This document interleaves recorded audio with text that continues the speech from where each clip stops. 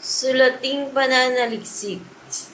Mga salik na nakakaapekto sa pag-aaral ng mga piling mag-aaral sa TRIMEX colleges sa kursong Web AB Psychology sa asignaturang Biological Psychology.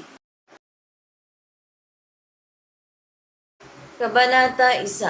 Suliranin at kaligiran nito. Introduction. Edukasyon ang isa sa pinakababantayang sektor sa bansa na kailangan ng lubos na pagtutok ng pamahalaan. Napakaraming suliranin ang nais na matundukan kung kaya't isa ito sa mga naging prioridad lalo na ng mga nasa katungkulan. Dito nakataya ang magandang kinabukasan ng mga mag-aaral at ng bansa. Mahalaga na mabigyang pansin ang Departamento ng Edukasyon sa kanilang mga daing. Sa tahanan man, sa pamamagitan ng mga magulang, nagsimula ang pagkatuto ng mga bata. Naging katuwang naman sa paghubog ng mga mahuhusay na personalidad ngayon ang mga guro sa eskwelahan. Naging saksi ang bawat sulok ng silid-aralan sa mga tagumpay at pagsubok na nalampasan ng mga mag-aaral. Iba-iba ang level ng pagkatuto ng mga estudyante, kung kaya't iba-iba rin ang magiging reaksyon, interpretasyon, at pamamaraan ng paglutas nito. Konseptual na balangkas. Layunin ng pag-aaral nito na matukoy ang salik na nakakaapekto sa pag-aaral ng mga piling mag-aaral ng TRIMEX colleges sa kursong Web AB Psychology sa asignaturang Biological Psychology. Ito ay ginamitan ng input process, output model. Sa input frame inilahad ang mga kwalipikado sa pagtugon sa survey na kumukuha ng kursong Web AB Psychology. Sa process frame naman makikita ang mga hakbang na gagawin ng mga mananaliksik ukol sa pagkuha ng mga datos.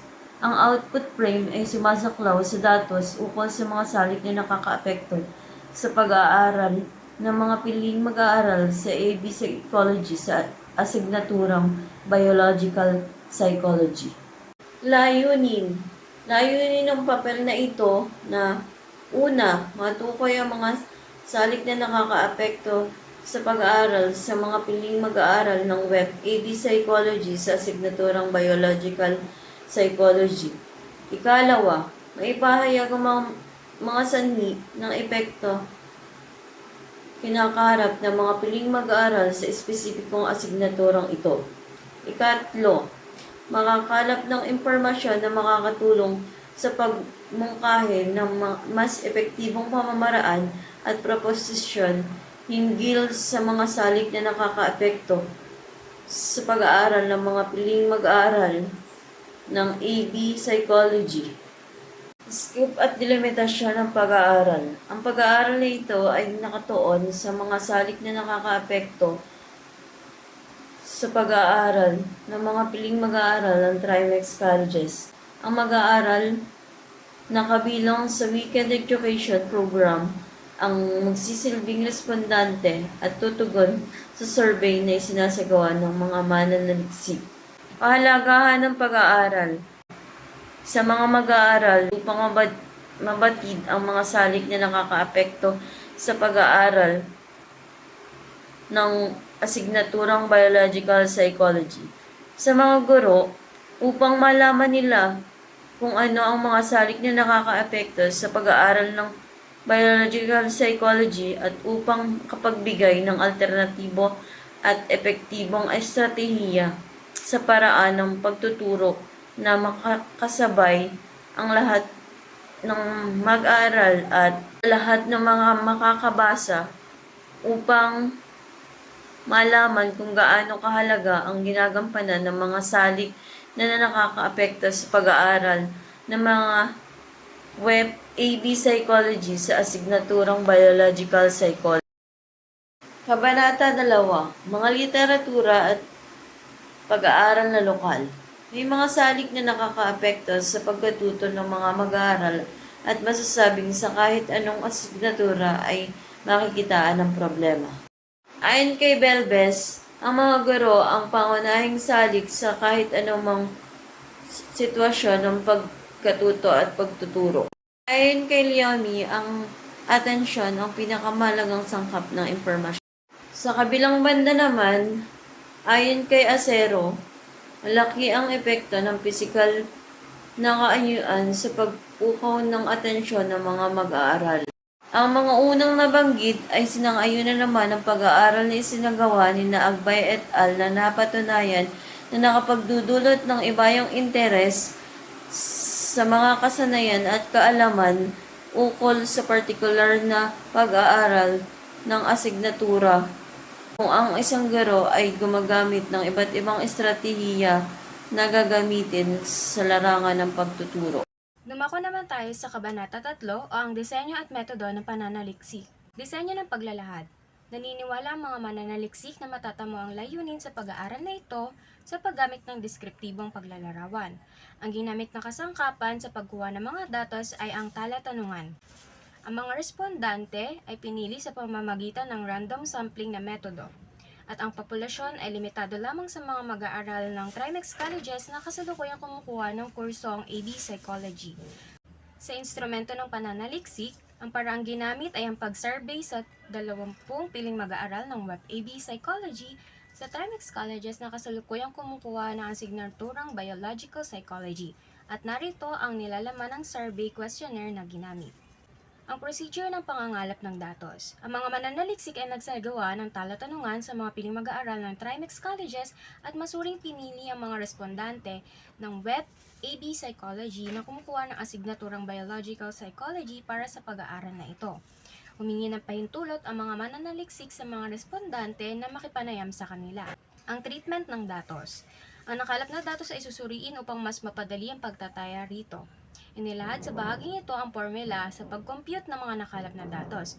Ang mga datos na ito ay magsisilbing kasagutan sa pagkamit ng layunin ng papel na ito. Sinusukat dito kung ilang bahagdan sa kabuang populasyon na 20 ang sumagot sa isang item sa talatanungan. Ito ay mas kilala sa tinatawag na percentage. Kabanata 4, ang presentasyon at interpretasyon ng mga datos.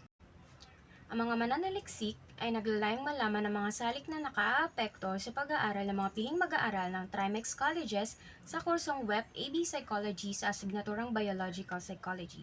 Sa unang sitwasyon, ayon sa Talahanayan 1 at ayon sa pagtataya, lumabas na 75 bahagdan ng mga lumhok ang lubos na sumasang-ayon na malaking papel ang ginagampanan ng estilo ng pagtuturo ng mga guro sa mag-aaral. Sa ikalawang sitwasyon, 70 bahagdan ang lubos na sumang-ayon na ang pag-aaral sa asignaturang Biological Psychology ay hindi madali sapagkat maraming termino ang bago lamang sa pandinig at hindi pa nauunawaan. Ikatlo, ayon naman sa mga respondante, 65 bahagdan ang lubos na sumang-ayon na hindi pare-pareho ang antas ng pagkatuto ng bawat mag-aaral sa asignaturang Biological Psychology, habang ang nawawalang 35% ay sumagot ng sang-ayon. Panghuli sa lubos na sinang-ayunan ay ang pagiging technical at mahirap na pag-aralan ang asignaturang Biological Psychology na nakakuha ng 55 bahagdan mula sa kabuoang bilang ng mga respondente. Kabanata 5. Konklusyon. Batay sa mga datos at impormasyon na kalap ang mga mananaliksik ay nagkaroon ng konklusyon na una, naniniwala ang mga mag-aaral na iba't iba ang antas o bilis ng pagkatuto ng bawat isa. Pangalawa, ang estilo ng pagtuturo ng mga guro ang batayan ng retensyon at interes ng mga mag-aaral sa pag-aaral. At pangatlo, lubos na nahihirapan ang karamihan sa mag-aaral sa pag-aaral ng asignaturang Biological Psychology dahil sa pagiging teknikal at malalim na termino ang pinag-aaralan. Rekomendasyon. Matapos ang isinagawang pag-aaral, minumungkahi ng mga mananaliksik ang mga sumusunod na rekomendasyon para sa mga sumusunod. Una, sa tagaplano ng kurikulum, makapaglatag ng mga gabay sa pagtuturo na mas makapagyayabong ng kasanayan at kaalaman ng mga mag-aaral maging ng mga guro. Ikalawa, para sa mga guro, gumamit ng mga estratehiya na mas makapupukaw ng interes at retensyon sa pag-aaral ng mga aralin ng mga mag-aaral. At ikatlo, para sa mga mag-aaral, maglaan ng sapat na oras sa pag-iibayo ng pag-aaral sa bawat asignaturang kinukuha gaya ng Biological Psychology. Maraming salamat sa pakikinig.